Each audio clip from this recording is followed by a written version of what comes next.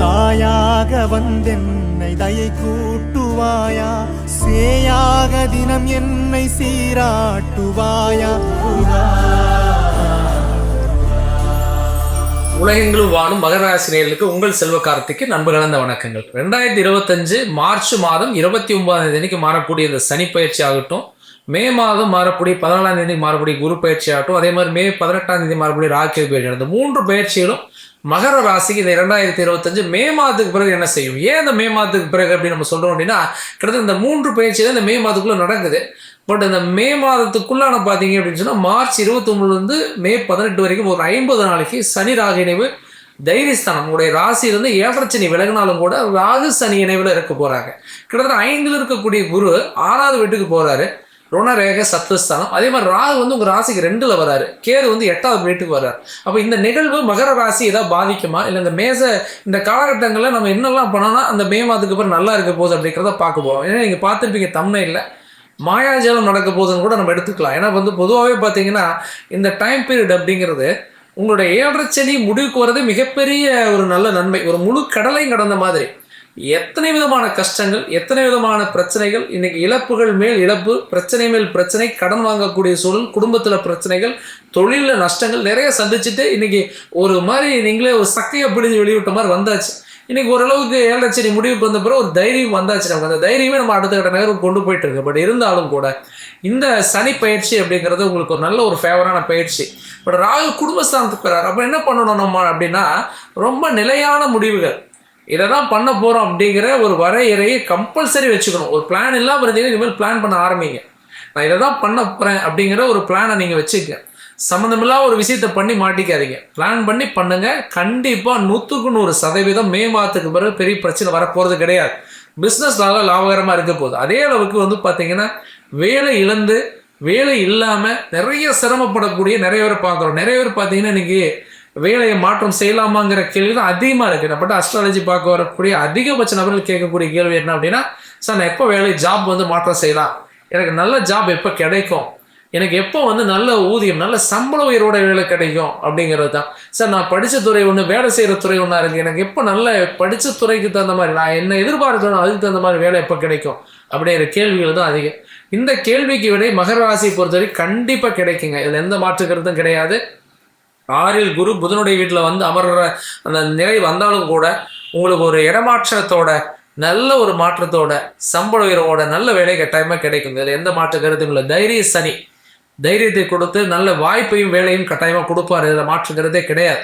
அதே மாதிரி ஃபேமிலியை பொறுத்த வரைக்கும் ரொம்ப நாள் பார்த்தீங்க அப்படின்னு சொன்னால் ஒரு மாதிரி ஃபேமிலிக்குள்ளான அந்த பாண்டிங் ரொம்ப கம்மியாகி இன்றைக்கி பார்த்தீங்கன்னா ஒரு சந்தோஷம் இல்லாத சூழல். ஏன்னா இன்னைக்கு வீடு வாங்க முடியலை, இடம் வாங்க முடியல, ஒரு சேர்க்கை இல்லை, லாபம் இல்லை, ஒரு சேவிங்ஸ் பண்ண முடியல. நம்ம பக்கத்து வீட்டுக்காரங்க வீடு வாங்கிட்டாங்க, இடம் வாங்கிட்டாங்க, நல்ல ஒரு கல்யாணத்தை பண்ணிட்டாங்க, நல்லா இருக்காங்க, நம்மளால் இருக்க முடியல அப்படிங்கிற ஒரு வருத்தம். எல்லா கோயிலுக்கும் எல்லா முயற்சி எடுத்தோம், யார் எதை சொன்னாலும் சரி, என்ன கோயிலுக்கு போக சொன்னாலும் சரி, எல்லா இடத்துக்கும் போய் எனக்கு நாங்கள் ஒரு பாசிட்டிவ் இழந்து உட்காரக்கூடிய ஒரு சூழல் இருக்கும். கண்டிப்பாக ஃபேமிலிக்குள்ளான அந்த சூழல் சரியாகும். பட் 2ல் ராகு வர்றதுனால கொஞ்சம் பார்த்தீங்கன்னா ஃபேமிலிக்குள்ளான அந்த கருத்து வேறுபாடு இல்லாமல் இருக்கிற சூழலை உருவாக்குங்க. மனைவிட்ட நீங்கள் உங்களுடைய ரகசியங்களை பேசுங்க, கணவர்கிட்ட உங்களுடைய ரகசியங்களை சொல்லுங்கள், மனம் விட்டு பேசுங்க, 2 பேர் விட்டு கொடுத்து போங்க. அப்பா அம்மாவுடைய பேச்சை கேளுங்க, பிள்ளைகள் தாய் தந்தையுடைய பேச்சை கேளுங்க, பிள்ளைகளுடைய பேச்சையும் தாய் தந்தையை கேளுங்க. கண்டிப்பாக விட்டு கொடுத்து போனீங்க அப்படின்னு சொன்னால் குடும்பம் கண்டிப்பாக நல்ல குடும்பமாக இருந்தாருனாவே முக்கால்வாசி பிரச்சனை முடிஞ்சது. ஏன்னா இன்றைக்கி ஃபேமிலியில் ஒருத்தருக்கு ஆரோக்கியம் சரியில்லைனாலும், அது ஒருத்தருடைய பிரச்சனை அதிகமானாலும் அதை நினச்சி ஃபீல் பண்ணுறவங்க வீட்டில் பார்த்தீங்கன்னா வேலைக்கு போனால் நிம்மதியாக இருக்க முடியாது. அதனால் ஃபேமிலிக்குள்ளே ஆரோக்கியம் நல்லா இருக்கணும், அதே அளவுக்கு ஒற்றுமை நல்லா இருக்கணும். இந்த 2 விஷயத்தையும் இந்த ராகு 2ல் வரும்பொழுது கொஞ்சம் சரி பண்ணாத ஒரு சூழலை ஏற்படுத்துவார், ஒரு மாதிரி மந்தத்தை ஏற்படுத்துவார். அப்போ நம்ம அதை கவர் பண்ணி கொஞ்சம் விட்டு கொடுத்து அனுசரித்தோம், ஆரோக்கியத்தை பார்த்துட்டு இந்த காலகட்டத்தை கடந்து போகணும். அதை மட்டும் மைண்டில் வச்சுருங்க. அதே மாதிரி பார்த்தீங்கன்னா இந்த காலகட்டங்களில் சுபகாரியங்கள் பண்ண முடியுமா அப்படின்னா, 6ல் குரு கோச்சார ரீதியாக குருபலன் கிடையாது. பட் இருந்தாலும் கூட உங்கள் சுய ஜாதகத்தில் நல்ல திசாபுத்தியுடைய ஃபேவரான பலன் இருந்தது அப்படின்னா, உங்களோட ஏஜ் அடிப்படையில் திருமணத்துக்கான வாய்ப்பு இருந்தால், அந்த 6ல் குரு இருந்தால் என்னென்னா கொஞ்சம் அலைச்சலை கொடுக்கும். சொந்தத்தில் திருமணம் பண்ணக்கூடிய வாய்ப்பு ஏற்படுத்தாது, பிரத்தியில் திருமணம் பண்ணக்கூடிய சூழ்நிலை ஏற்படும். தென்கிழக்கு பக்கம் வடக்கு பக்கமான திசைகள் திருமணத்துக்கு உரிய முயற்சி எடுக்கலாம். சொந்த பந்தத்துக்குள்ளே பார்க்குறதா இருந்தால் பார்த்தீங்கன்னா கொஞ்சம் ஒரு மாதிரி எப்படி சொல்கிறதுங்க, தள்ளி விடக்கூடிய வாய்ப்பு அதிகமாக இருக்கும். நிறைஞ்ச குடும்பங்களில் திருமணம் அமைவதற்கான வாய்ப்பு இருக்குது. இதெல்லாம் கொஞ்சம் கருத்தில் கொண்டு நீங்கள் மேட்சிங் பார்த்து ஒரு திருமண வாழ்க்கை அமைச்சிங்கன்னா ரொம்ப நல்லாயிருக்கும்.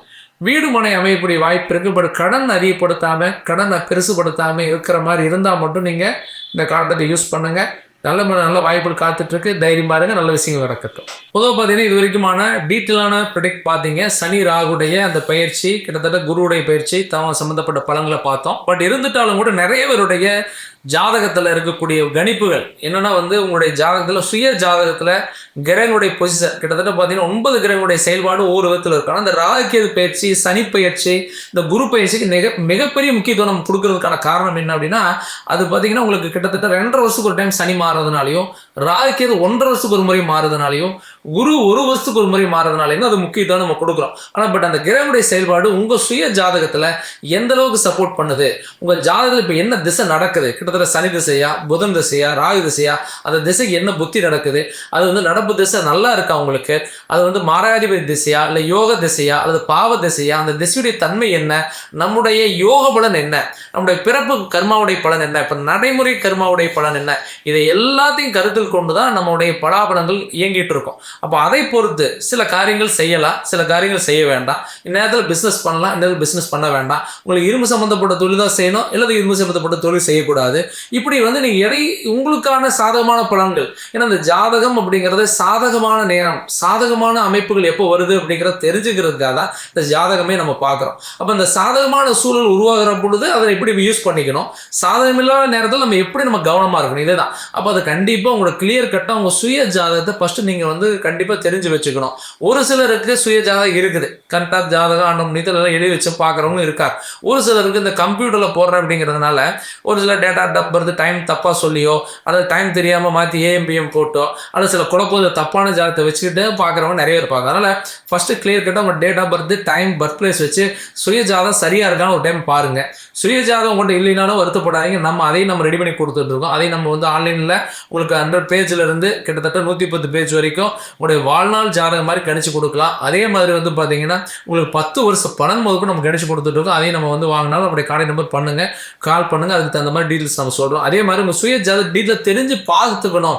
எனக்கு கம்ப்யூட்டர் ஜாதகத்தை விட நான் எனக்கு பணம் நான் கேட்கணும்னு நினச்சாலும் நம்ம டேரெக்டாக வந்தாலும் பார்க்கலாம், அல்லது உங்களுக்கு ஆன்லைன் கன்சல்டிங் ஆப்ஷன் இருக்குது. டேரெக்டாக வர்ற மாதிரி இருந்துச்சுன்னா கோயம்புத்தூரில் ராமநாதபுரம் ஜெம் ஆஸ்பத்திரி பார்த்து நம்முடைய ஆஃபீஸ் இருக்குது. நேரில் வரனாலும் வாங்க, இல்லைங்க என்னால் நேரில் வர முடியாதுங்க, எனக்கு ஃபோன் கன்சல்டிங் பண்ணுங்கன்னா தாராளமாக வாட்ஸ்அப் பண்ணுங்கள். டீட்டெயிலாக ஜாதகத்தை பார்த்துட்டு அப்பாயின்மெண்ட் ஃபிக்ஸ் பண்ணி பார்த்துக்கலாம். கண்டிப்பாக எல்லா வளமும் கண்டிப்பாக கிடைக்கும், ஒன்றும் கவலைப்படாதீங்க. கூடிய உங்களுக்கு எல்லா நன்மையும் நடக்க போகுது. தைரியமாக இருங்க. மேலும் ஒரு நல்ல வீடியோவில் சந்திக்கிறேன். நன்றி, வணக்கம்.